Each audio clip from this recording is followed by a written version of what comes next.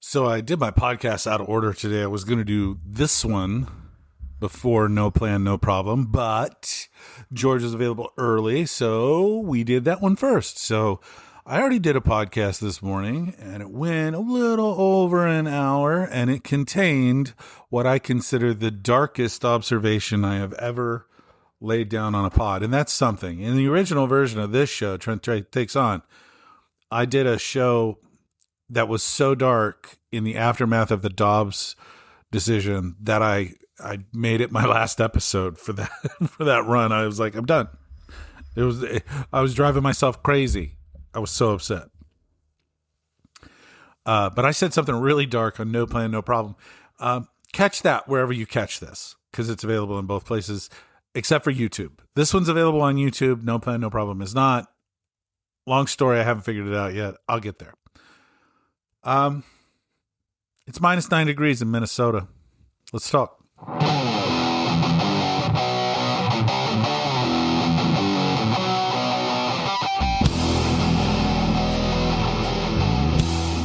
So, welcome back to Trent Takes On 2.0. I'm Trent for the title of the show.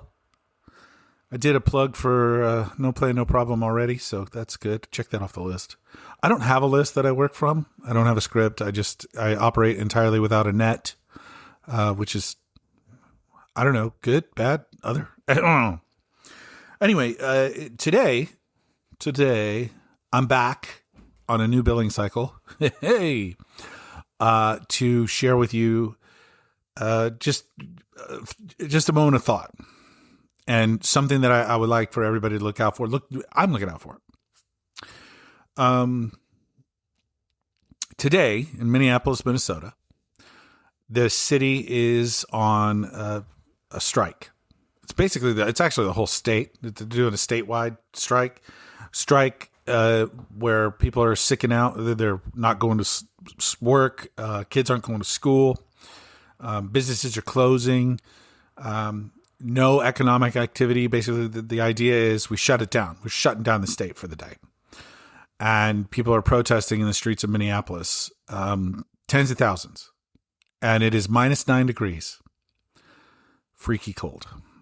I'm wearing a t-shirt and shorts right now in Southern California because it's like 63 degrees according to my computer. Thank you, computer.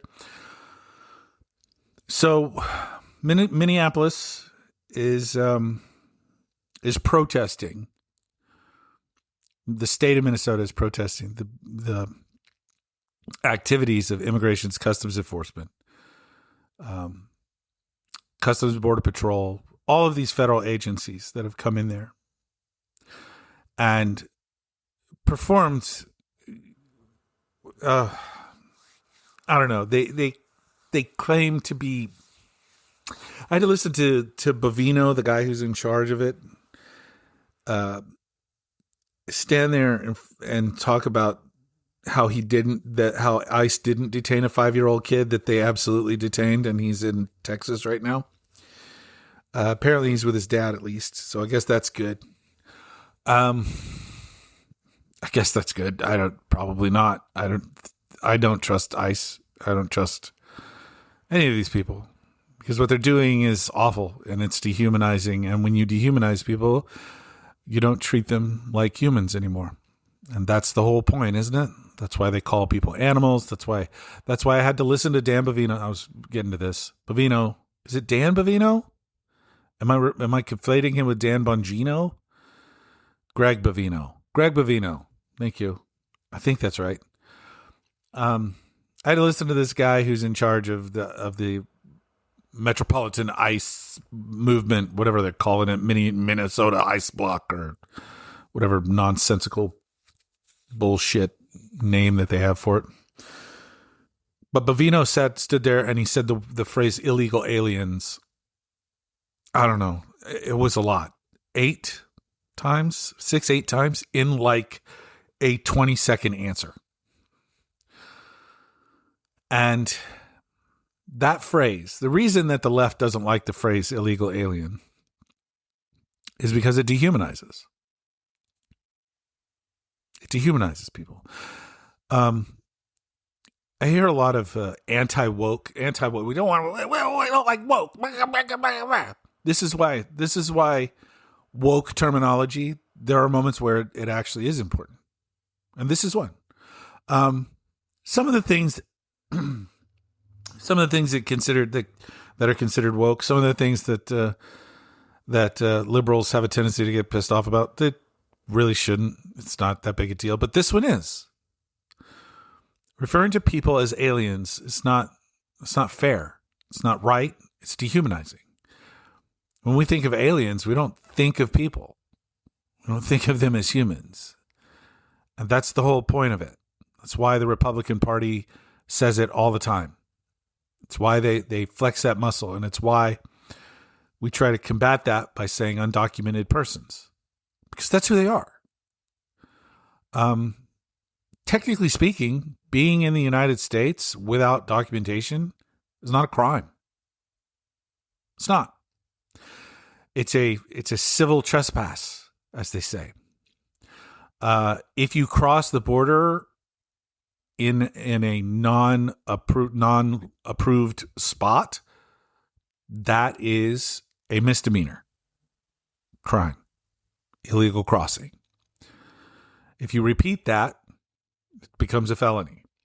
But most of the undocumented persons in this country are here having gone through a port of entry.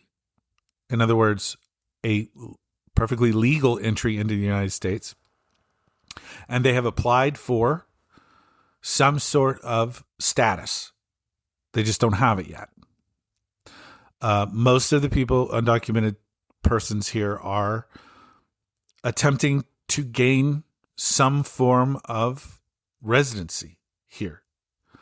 And they're going through the process to do that. And one of the things that we as a country have totally failed to do is to make that process reasonable and possible for the people who have come here, searching for a better life, searching for residency in a country that for generations has lauded itself as a land of immigrants where our culture is built by the people who have come here. Now, we won't get into what that means to the indigenous peoples of this country. I just can't. Okay. Look, I'm doing the best I can here. Turning people away or throwing people out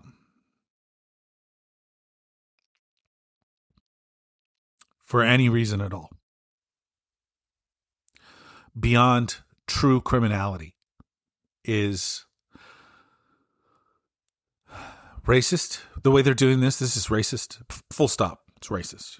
They're in Minnesota because they're claiming that the Somali fraud brought them there. I'm not going to get into that story. It's fucking ridiculous. I did that on No Plan, No Problem earlier. I got into it and I kind of rolled. Today's No Plan, No Problem was supposed to be a happy pod, and it ended up being a Trent Takes On pod. And it was not happy. Yeah. Eek. The things that Immigration and Customs Enforcement are doing, ICE, are wildly unpopular, and most of them are considered to be illegal by anyone with half of a functioning brain. Illegal search and seizure. They're assaulting protesters. They're claiming that people exercising their First Amendment rights to videotape those people, or videotape, it's not video, it's just video, to document through their phones what these agents are doing. They're treating them as domestic terrorists because they're doing that. Nope. No, that you're exercising your First Amendment rights. It's not illegal in any way. And what they're doing is they're slapping phones out of people's hands and they're brutalizing them. They're spraying protesters in the face with bear spray. It's gross. It's vile. Video of it is disgusting. The front page of the Minnesota Star Tribune today is truly a disturbing work of art about the heinous nature of ICE's overzealousy. over. Anyway, that was a beautiful whistle. They're going too far consistently. And this isn't about removal of the most amounts of undocumented persons that they can. Because if they were, they would be in a place where there was a much, much, much higher concentration of undocumented persons, like Florida or Texas, or even California. But they're not. They're in Minneapolis, attempting to provoke a fight with the governor and with the mayors of these cities, with the Attorney General, Keith Ellison, with a bunch of people who do not approve of Donald Trump's behavior or of the federal government's overreach. And they may get their fight. Who knows? I don't know. But what I do know is what I've witnessed on television so far today, which is the footage of these protests. They give me hope. They give me faith. They give me belief in us overcoming this. Because even if you're the bad guy and you're proud to be the bad guy, not every one of these thousands and thousands and thousands of ICE agents and Border Patrol agents and other federal officers, they don't want to be doing this. They don't want to be the bad guys. A lot of them don't want to be the bad guys. And eventually, the fever will break. I don't know how long it's going to take. I don't know what it'll look like. But the fever will break. And they'll realize that the behavior that they're going through is the same as was perpetrated in the 30s in Nazi Germany. And that's not hyperbole. That's really what happened. And one of the darkest things that ever happened in American history was during World War II, as the American government utilized federal agents to round up Japanese Americans and inter them without due process. The same thing that they're doing right now to undocumented persons and American citizens or residents, anyone who gets swept up in their net. And they don't care how many people they hurt. They don't care how many families they shatter. They don't care how many communities that they destroy. They don't care. There's not a lot of care right now. But the fever will break. We did this. The American government did this. I didn't do it. I wasn't alive in the 40s during World War II. Because they were scared that Japanese Americans may have some sort of split loyalty in spite of not having any proof in pretty much all the cases. And I don't want to rail on and on and on today because my recording earlier ran over. This is my third podcast in the last 14 hours. And it's been a lot. And I've also, done a bunch of other stuff in between because, I'm a dude who does stuff. I'm working on my garage, taking care of my kids, making sure that the groceries are done and that the house is clean. And I got in my workout today and, I got to walk the dog. I'm just being a dude, doing dude stuff. And simultaneously being the concerned citizen that I feel that I'm supposed to be. And to do this, the thing that is not just my hobby, it's becoming quickly my passion and a way for me to feel like I'm making some sort of tiny difference, when I don't have my red bucket out, which I haven't in a while because it's been rainy here. It's cold and rainy, not -9 degrees cold, but I wore pants this week once.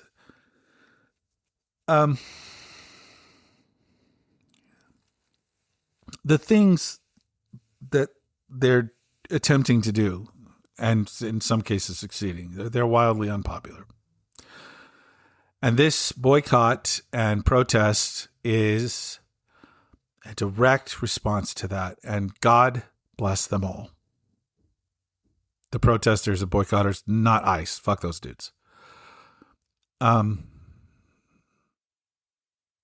It's beautiful to watch. And I think that this kind of thing will cause business leaders to understand that the real power in this country, lies in the population itself. It's in the people. It's in the consent of the governed. That's the phrase that's in all of our founders' documents. The consent of the governed. We allow them to have power. They only have power because we allow it. That's the rule. Now, don't get me started on the irony of the Second Amendment tyrannical zealots who said, I need my guns just in case the country, just in case a tyrant comes to power in our country. Well, there's a tyrant in power in our country. You ain't doing anything about it. So I don't ever want to hear that nonsense again. But the power is ours. We can decide whether or not we support your businesses. We can decide whether or not we want to work for you. We can decide whether or not we want to shut down a city or a state. There will be a national boycott at some point. And it may be a day, it may be a weekend. And even if it's only partially successful, it's a huge, huge punch in the wallet.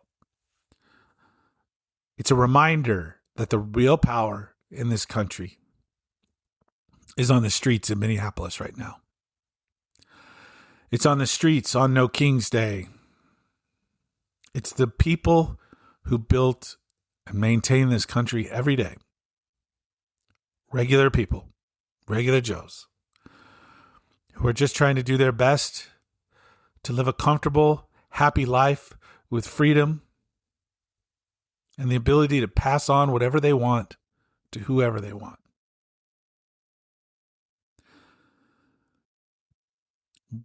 The American people don't want this. The polling is obvious. The sentiment is obvious. And if you don't believe it, look at the footage from Minneapolis today. Look at the photos on the front page of the Minnesota Star Tribune today. Maybe the Minneapolis Star Tribune. I'm not 100% positive on the name of the paper. Look at the footage of what ICE is doing to protesters, to bystanders. Look at the tear gas. Look at the bear spray. Look at the abuses. None of that is okay. All of it is wrong. And we, as a people, know it. And if that doesn't enrage you enough, look at the photos of the 5-year-old kid named Liam Ramos that they used as bait so that they could capture his father and then deport the both of them. Well, detain the both of them in Texas. Look at the photo of that little boy with his rabbit hat and his Spider-Man backpack. That 5-year-old kid, that kindergartner. And think about how dehumanizing everything that these people are doing is. And how dangerous that could be if it were turned on you. The people in your community, the people that you love.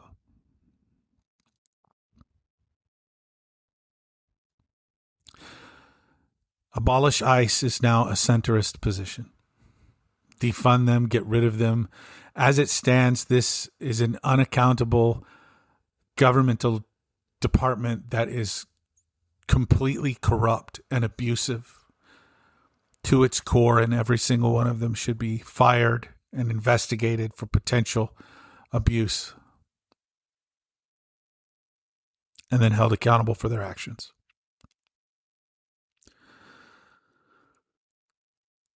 Pay attention to things like this boycott in Minnesota, because this is how we move the needle. The people move the needle. That's going to do it for this episode of Trent Takes On. Thank you so much for being with me on this journey. Every time I'm humbled and amazed at how many of you listen to this show. I appreciate you so much. I'll be back next week. I'm trying to stick with more of these 20-minute shows, kind of a shorter 20, 25 minutes. I could do more of them. It's less taxing on my voice, which you can hear right now is probably pretty shot. But that's the plan going forward, is kind of to alter the style of the show a little more often and a little shorter. And then we also have No Plan, No Problem that George and I want to do every Friday, which is a show about interesting stuff. So catch today's episode, please. It was really, really interesting. A really interesting talk with George. I appreciate you all. Please share this with someone who needs it. And until next time, always remember to be good humans. It's the least we can do. Love you. Talk to you soon.